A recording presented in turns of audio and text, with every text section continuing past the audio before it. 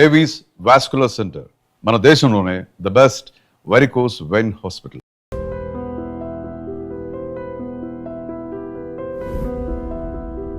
నమస్తే, నేను Kavitha. Welcome to I dream news and నిజాలు.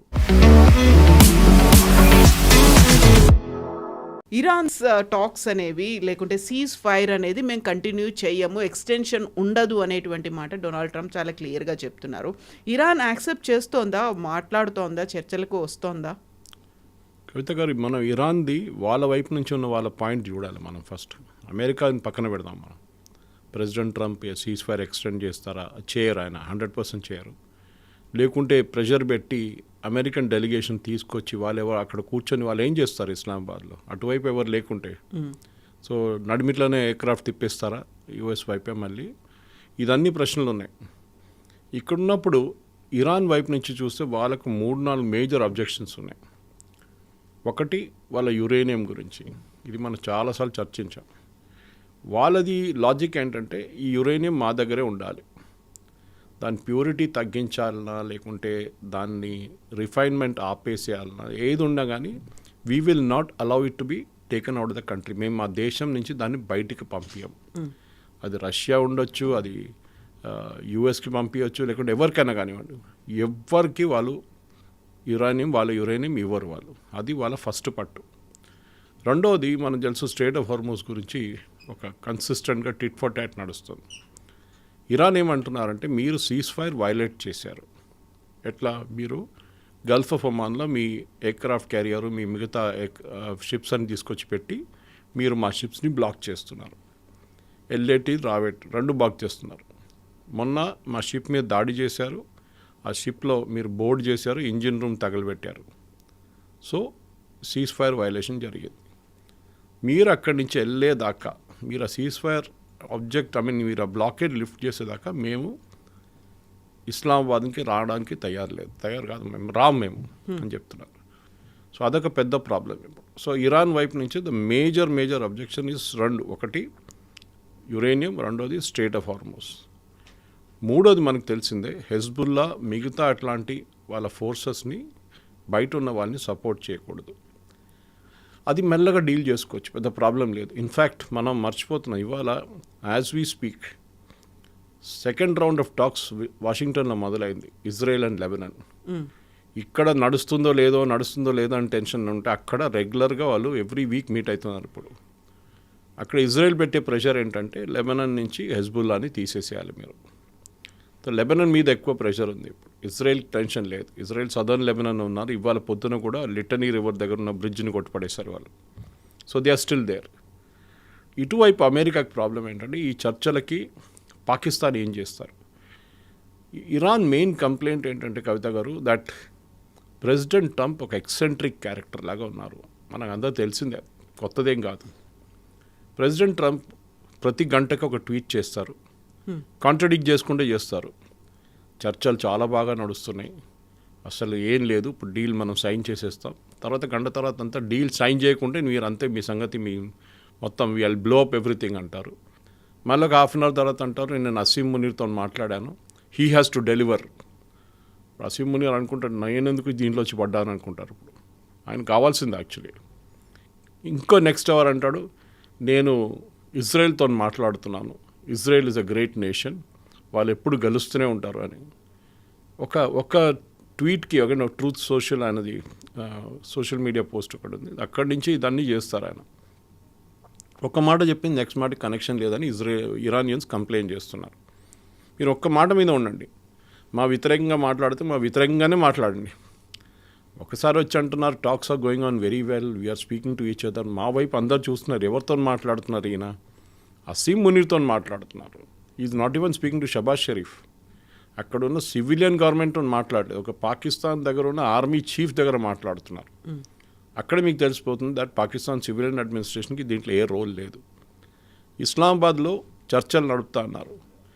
సో అసీం మునీర్ పని ఏంటంటే, ఒక ఏజెంట్ లాగా ఇరానియన్స్ని తీసుకొచ్చి అక్కడ కూర్చోబెట్టాలి.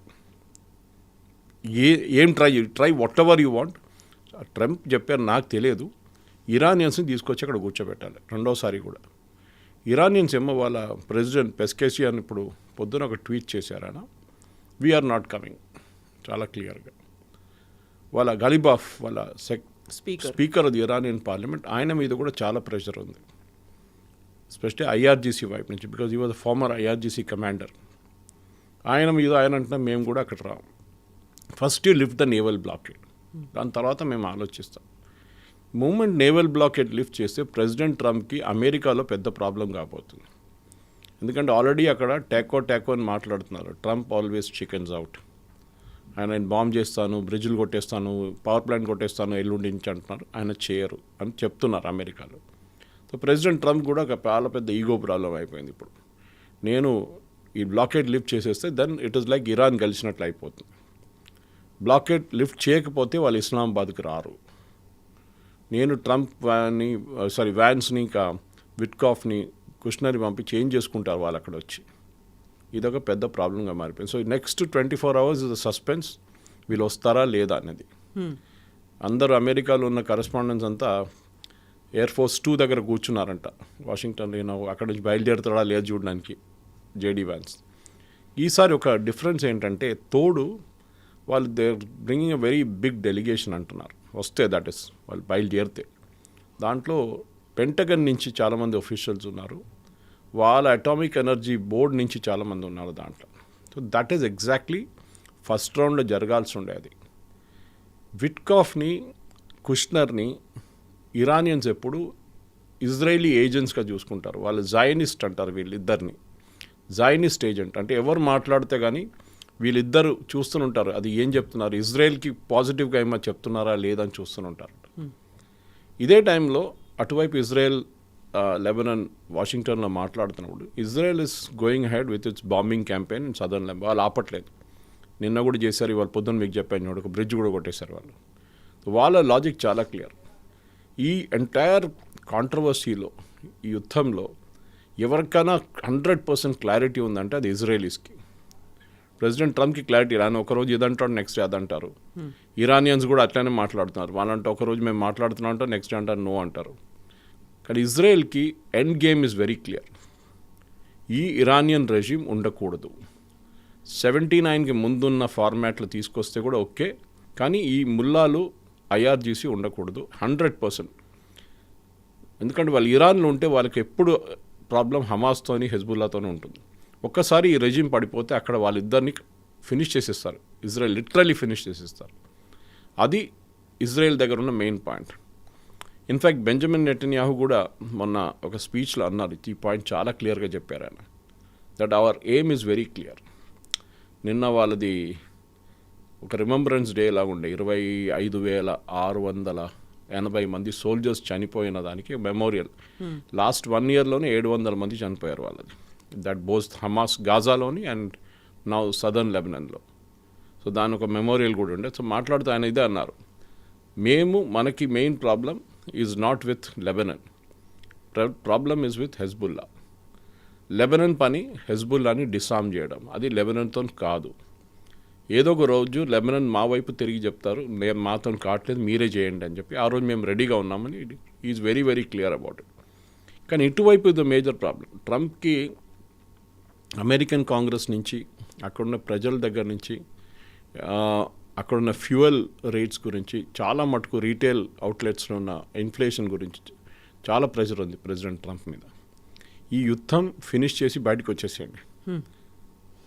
కానీ ప్రెసిడెంట్ ట్రంప్ కూర్చున్న చైర్లో కూర్చుంటే మనకు అర్థమవుతుంది ప్రెషర్ ఎంత ఉందని. ఎందుకంటే ఆయన మొదలుపెట్టిన యుద్ధం ఇది.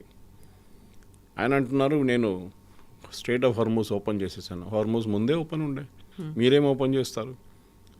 ఇరాన్ అంటున్నారు, మేము అది బ్లాక్ చేసేస్తాం పర్మనెంట్లీ, అన్లెస్ మాకు ఒక ట్యాక్స్ ఇవ్వడానికి ఉంటేనే మేము అనుమతిస్తాం. పర్మనెంట్ అంటున్నారు, not even temporary. So definitely అది ఎవరు అంగీకరించరు. సౌదీ అరేబియా అన్నారు, Qatar, Kuwait, Bahrain, these depend అవుతున్నాయి, ఈ గ్యాస్ ఫ్లో మీద డిపెండ్ అవుతున్నాయి, ఆయిల్ డిపెండ్ అవుతున్నాయి. అన్ని దేశాలు చెప్పారు కాదు, we will not agree to that. ఎందుకంటే మా ప్రతి కార్గో మీద మాకు ఒక లాస్ వస్తుంది, మేము అనుమతించామని చెప్తున్నారు వాళ్ళు. ఇది ఉన్నప్పుడు ప్రెసిడెంట్ ట్రంప్కి డెఫినెట్లీ చాలా మట్టుకు ప్రెషర్ రాబోతుంది కవిత గారు నెక్స్ట్ 24 hours. పాసిబుల్ సెనారియోస్ చూద్దాం. JD Vance, Jared Kushner, Steve Witkoff, వీళ్ళు ముగ్గురు పాకిస్తాన్లో ల్యాండ్ అవుతారు. ఇస్లామాబాద్లో ల్యాండ్ అయ్యి వాళ్ళు నెగోసియేషన్స్కి వెళ్తారు. అటువైపు ఇరాన్ నుంచి ఎవరు రాకపోతే ఏమవుతుంది? వీళ్ళు కొంచెం వెయిట్ చేసి వెళ్ళిపోతారా? లేకుండా మళ్ళీ అసీం మునీర్ కూర్చొని అసీం మునీర్ మాట్లాడి ఇరాన్తోని డైరెక్ట్ కాంటాక్ట్ చేస్తారా? రాకపోయినా అది ఒక సెనారియో ఉండొచ్చు. రెండో సెనారియో, ఇరాన్ నుంచి ఒక లో లెవెల్ డెలిగేషన్ వస్తారు. Not speaker of parliament, not foreign minister, ఎవరు రారు. జూనియర్ డెలిగేషన్ వస్తారు. ఈ అమెరికన్ డెలిగేషన్ వారిని కలుస్తారా లేదా? ఎండ్ ఆఫ్ ద డే నెగోసియేషన్లో ఎప్పుడు డిసిషన్ మేకింగ్ పవర్ ఉండాలి. ఆ రోజు లాస్ట్ 2 వారాల ముందు జరిగిన టాక్స్లో వ్యాన్స్ ఆల్మోస్ట్ 36 సార్లు ఫోన్ చేశారంట ట్రంప్కి. 21 గంటల్లో 36 సార్లు ఫోన్ చేశారంట. అందులో ఇజ్రాయెల్ నెతన్యాహు నుంచి కూడా ఫోన్ వచ్చింది అనేది కాన్ఫరెన్స్ కాల్ జరిగింది.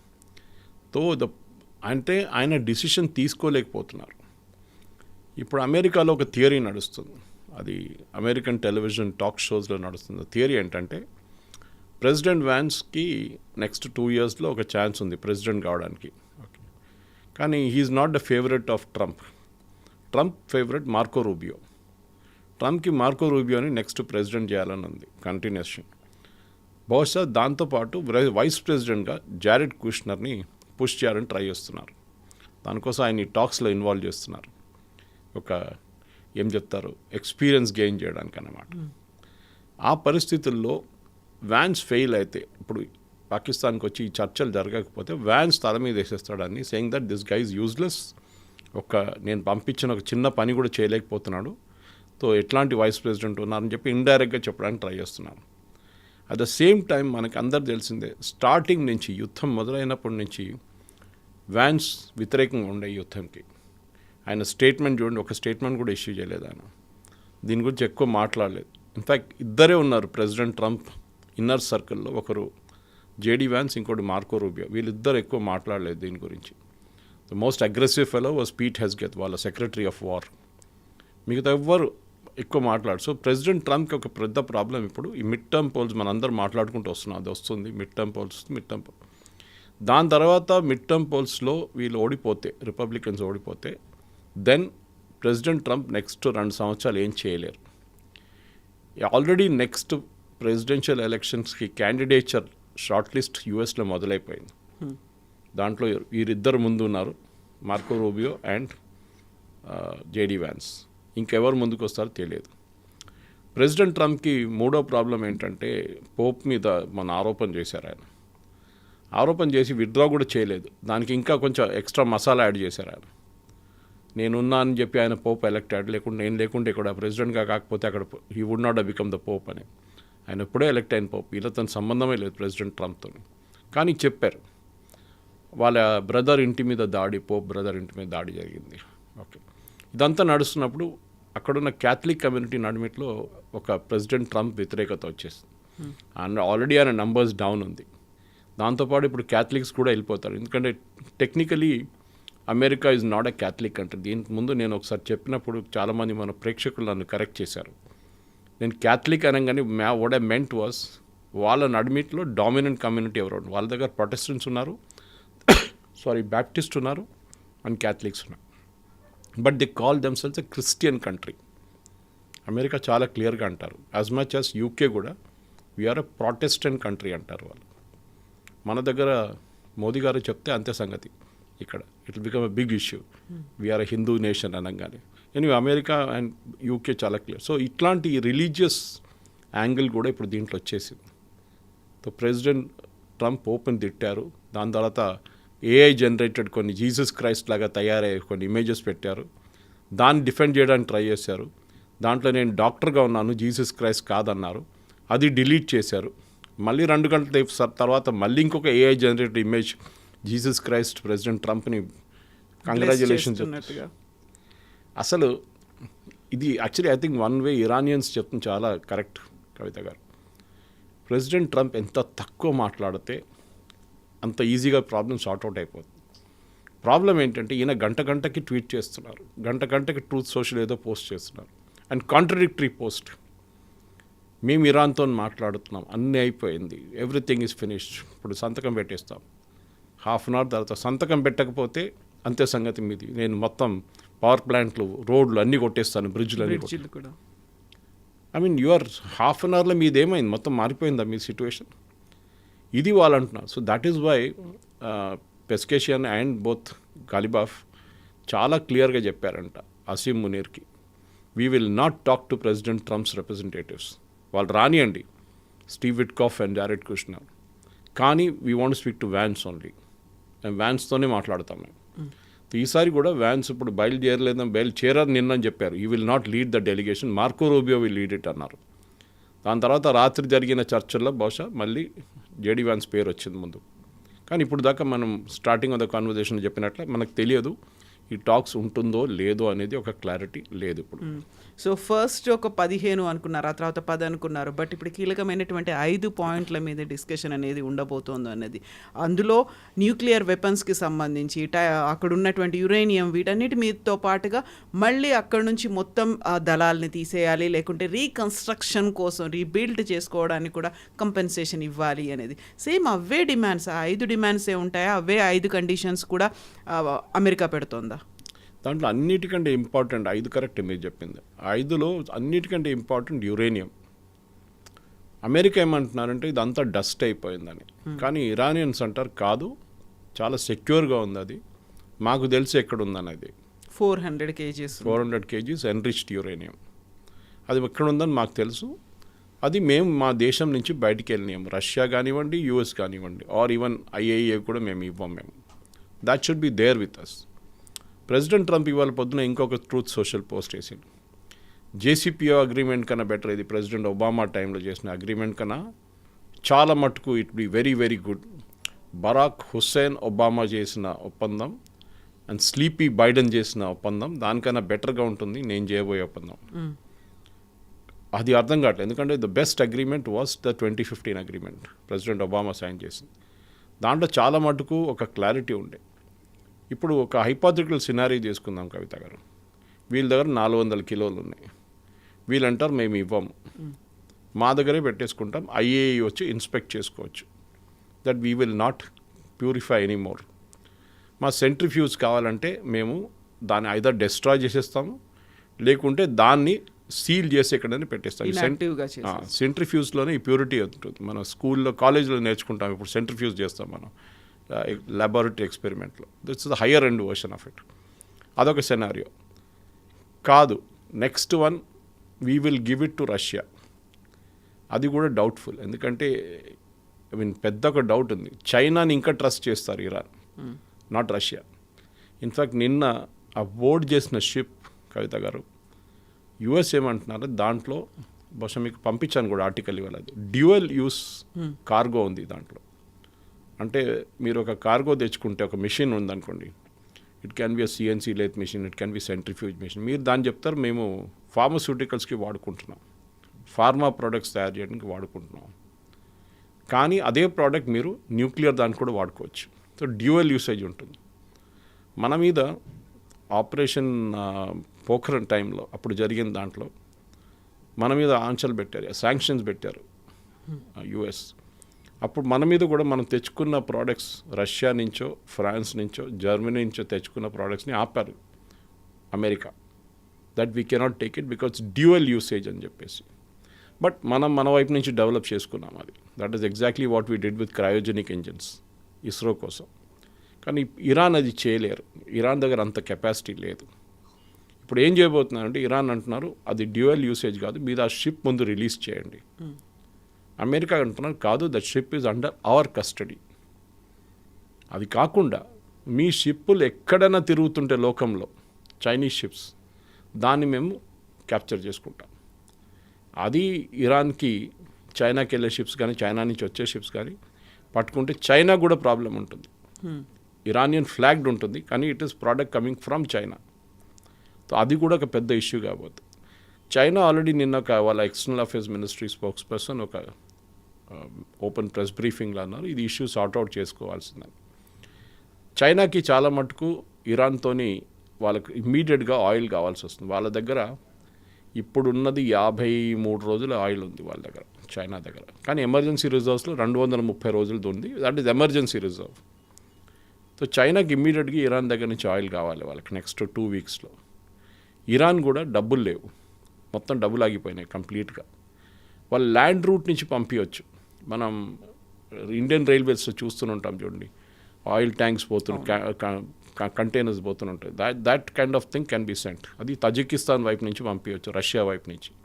కానీ అది చాలా లాంగ్ రూట్ అవుతుంది, టైం పడుతుంది. మళ్ళీ రష్యాకి వెళ్ళి అక్కడి నుంచి మళ్ళీ షిప్లో లోడ్ చేయాల్సి వస్తుంది. This is the best way వాళ్ళకి కర్గ్ ఐలాండ్ నుంచి. ఇప్పుడు ప్రాబ్లం ఏమవుతుందంటే కర్గ్ ఐలాండ్లో ఇంకొక వారం 4-5 రోజుల దాకానే కర్గ్ ఐలాండ్లో ట్యాంక్స్ నింపొచ్చు. దాని తర్వాత ట్యాంక్స్ విల్ బికమ్ ఫుల్.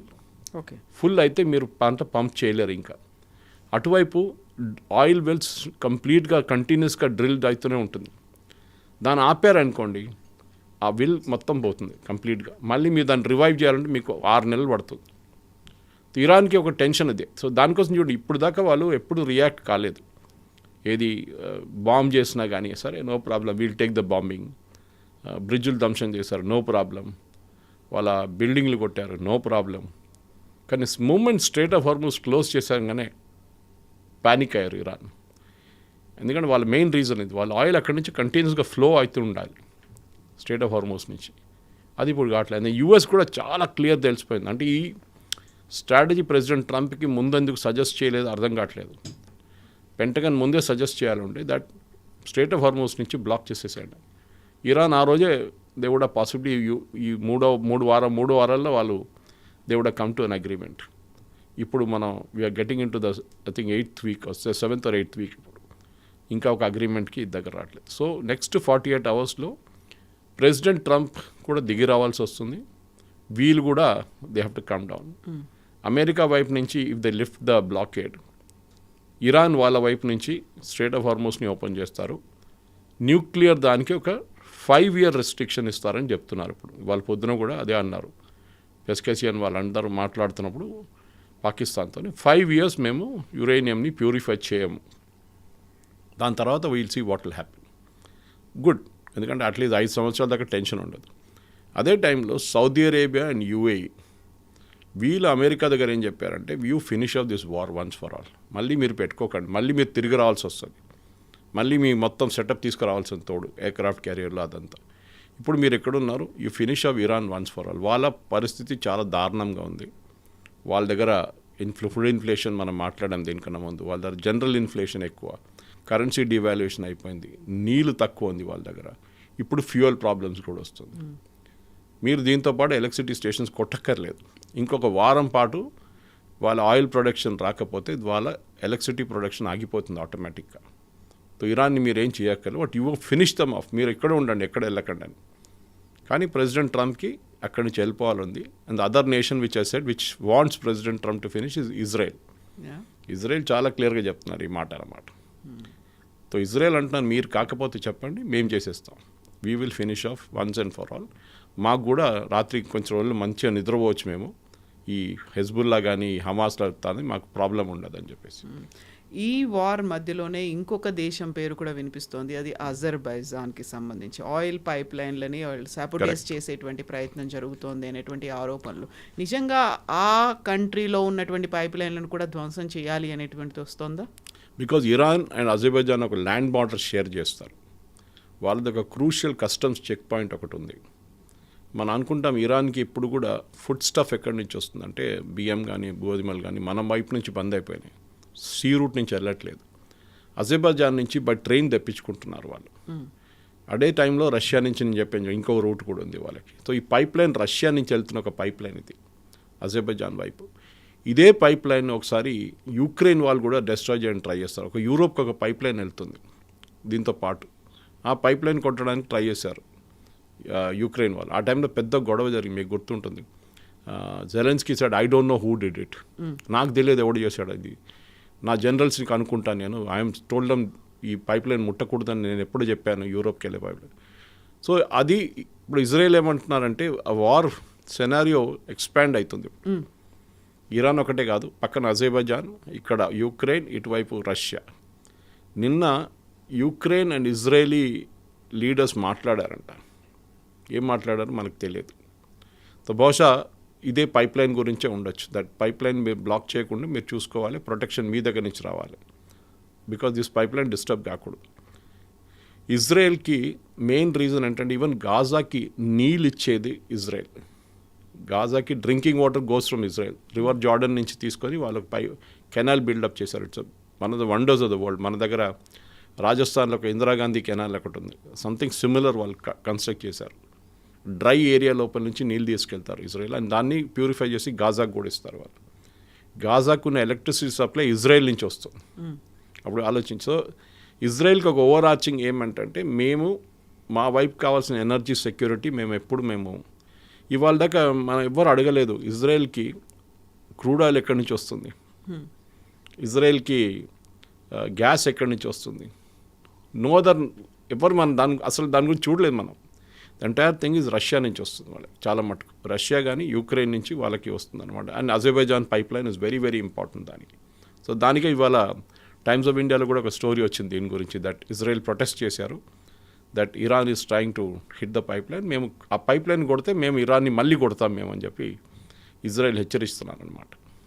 అది చూడాలి ఇప్పుడు, ఎందుకంటే ఎండ్ ఆఫ్ ద డే ఒకవైపు నేను అనుకుంటాను లెబనాన్ వైపు నుంచి ఉన్న సెక్యూరిటీ అష్యూరెన్స్ ఒకసారి ఇజ్రాయెల్కి వచ్చేస్తే, దట్ మేము మా వైపు నుంచి హెజ్బుల్లాని అలౌ చేయము దాడులు చేయడానికంటే ఇజ్రాయెల్ కొంచెం రిలాక్స్ అవుతారు. కానీ హెజ్బుల్లాని ఎప్పుడు ట్రస్ట్ చేయలేదు. సో ప్రిన్సిపల్ ఇరాన్ది ఏముంటుందంటే, ఒకవైపు వాళ్ళ సర్వైవల్ చాలా ఇంపార్టెంట్ ఇజ్రాయెల్కి. ఇప్పుడు వాళ్ళు 6 వారాలు సర్వైవ్ చేశారు, 7 వారాల దాకా. ఇంకా ముందుకు వాళ్ళు ఎక్కువ చేయలేరు వాళ్ళు. కానీ వాళ్ళ నడిమిట్లో కూడా నిన్న కూడా మీరు చూసుంటారు, ఒక స్టోరీ వచ్చింది that there is a split. వాళ్ళ దాంట్లో హార్డ్ లైన్ ఎలిమెంట్స్ ఉన్నారు, ఇరానియన్ రెవల్యూషనరీ గార్డ్ కోర్ ఒకటి, ఇటువైపు కొంచెం పొలిటికల్ వీళ్ళు ఫారెన్ మినిస్టర్ సాఫ్ట్ కార్నర్ ఉన్న వాళ్ళు ఉన్నారు. వీళ్ళిద్దరు నడిమిట్లో ఒక చిన్న ఘర్షణ జరుగుతుంది, అండ్ దాన్ని యుఎస్ ఎక్స్ప్లాయిట్ చేస్తున్నారు. ప్రెసిడెంట్ ట్రంప్ ట్రూత్ సోషల్ పోస్ట్లో చూస్తే ఆయన అంటున్నారు very sensible leadership in Iran అని చెప్పేసి. సో ఇరాన్ని మేము ఏం చెప్తారు, ఒక కొత్త నేషన్గా డెవలప్ చేసి ఇస్తాం, మేము అంత డబ్బులు ఇస్తాం ఇరాన్కి. లుక్ అట్ వెనుజువేలా అన్నావు, మేము వెనుజువేలాకి ఎట్లా చేస్తాం, అదే లాంటి ఇరాన్ కూడా వాళ్ళ క్రూడ్ ఆయిల్ మార్కెట్ చేయడానికి మేము సహాయం చేస్తాం, మేము చేస్తామని చెప్పి. కానీ ఇదంతా జరగాలంటే ఇరాన్ దిగ రావాల్సిందే. యూఎస్కి ఏం పోలేదు ఇప్పుడు. యూఎస్కి ఒకటే షార్ట్ టర్మ్ పొలిటికల్ పెయిన్ ఒకటి ఉంది, లాంగ్ టర్మ్ గెయిన్ ఒకటి ఉంటుంది యూఎస్కి. కానీ ఇరాన్కి ఇది నెక్స్ట్ 48 అవర్స్లో వాళ్ళు ఈ అగ్రిమెంట్కి రాకపోతే ఫస్ట్ నేషన్ వచ్చి రాబోయేది ఇజ్రాయెల్. వాళ్ళు వచ్చి కొడతారు వాళ్ళు. యూఎస్ అంటారు మాకు తెలియదు, సీజ్ ఫైర్ అయిపోయింది, ఇజ్రాయెల్ కొట్టేశారు, మేమేం చేయలేమని చెప్పి. అదే టైంలో స్ట్రైట్ ఆఫ్ హార్మోస్ని ఓపెన్ చేయడానికి ఇరాన్ వైపు నుంచి ఉన్న కోస్టల్ బ్యాటరీస్, ఆ రోజు చూసాం మనం కొన్ని బోట్లు వచ్చి ఇండియన్ ట్యాంకర్స్ మీద కొట్టారు, ఆ కోస్టల్ బ్యాటరీస్ని మొత్తం డిస్ట్రాయ్ చేస్తారు. ఆ ప్లాన్ ఆల్రెడీ ఒకసారి మీకు గుర్తుంటుంది, 2 వారాల ముందు 2 షిప్స్లు పైన కిందకి వెళ్ళింది స్ట్రైట్ ఆఫ్ హార్మోస్లో. They went to check that precisely, ఎక్కడెక్కడ వీళ్ళ కోస్టల్ బ్యాటరీస్ ఉందో, ఎక్కడ కూడా దాచుకున్నారు వీళ్ళు, అక్కడ కంప్లీట్గా they will start carpet bombing అక్కడ. దాంతోపాటు ఇటువైపు నుంచి ల్యాండ్ బేస్డ్ కూడా వీళ్ళు పవర్ ప్లాంట్స్ కానీ ఇన్ఫ్రాస్ట్రక్చర్ ప్రాజెక్ట్స్ మీద కూడా కొడతారు. దాంతోనే I think the Iranian revolutionary guards ఒక బ్రేకప్ జరిగాయి, చాలా స్ట్రాంగ్ పాసిబిలిటీ ఉంది. ఇక్కడ ఈ పాసిబిలిటీస్ గురించి మాట్లాడితే మొస్తఫా ఖమేనీ కూడా ఒక టీము వెళ్ళడానికి యాక్సెప్ట్ చేశాడు, ఒక గ్రీన్ సిగ్నల్ ఇచ్చాడు అనేది ఉంది. నెక్స్ట్ ఏం జరగబోతుంది అంటే 1, 2, 3 పాసిబిలిటీస్ అంటే స్టాప్ అవుతుందా, లేకుంటే సీజ్ ఫైర్ కంటిన్యూ అవుతుందా, లేకపోతే యుద్ధం ఆగిపోతుందా? దీనికి ఇరాన్కి ఎక్కువ చాయిస్ లేవు కవిత గారు. మొస్తఫా ఖమేనీ ఉన్నాడా లేదా మనకు తెలియదు, కానీ ఆయన పేరు మీద చాలా మటుకు ఇన్స్ట్రక్షన్స్ వస్తుంది, ఆయన వైపు నుంచి ప్రెస్ నోట్లు వస్తున్నాయి. బహుశా ఇరాన్ నాంచనా ప్రకారం ఈ టాక్స్కి వెళ్తే బాగుంటుంది, అంటే జూనియర్ లెవెల్. అది ఇన్సల్ట్ చేయనట్లు ఉంటుంది, వ్యాన్స్ని ఇన్సల్ట్ చేసినట్లు ఉంటుంది. మీరు వైస్ ప్రెసిడెంట్, మా వైపు నుంచి చిన్న పోరాన్ని పంపిస్తున్నాను, మా సెంట్రల్ కమిటీ మెంబరు ఏదో ఒక చిన్న పోస్ట్ ఉంటుంది, వాళ్ళ దాని నుంచి 5 పంపిస్తున్నాము రిప్రజెంటేటివ్ అంతే. So Vance might decline to speak to them. దానికి మళ్ళీ మునీర్ మాట్లాడాల్సి వస్తుంది నడిమిట్లో వచ్చి వీళ్ళ దగ్గర. కానీ ద స్టిక్కింగ్ పాయింట్ మనం ఎప్పుడు అంటాం చూడండి, స్టిక్కింగ్ పాయింట్ అది. ఈ జూనియర్ లెవెల్ డెలిగేషన్ వస్తే కూడా వ్యాన్స్కి జరిగిన అదే problem first time, that is వాళ్ళు ఫోన్ చేస్తూనే ఉంటారు ఇరాన్కి, ఏం చేయాలి. ఇరాన్లో అన్లైక్ ట్రంప్ సెంట్రల్ అథారిటీ లేదు వాళ్ళకి. ఖమేనీ ఉందంటున్నారు, ముస్తఫా ఖమేనీ, కానీ ఆయన ఉన్నారో లేదో తెలియదు. ఆయన అట్లీస్ట్ బతుకుంటే బయట కనిపిస్తే ఒక కాన్ఫిడెన్స్ వస్తుండే వీళ్ళకి. బహుశా ఆయన లేరు, ఆర్ హీఈస్ బ్యాడ్లీ ఇంజర్డ్.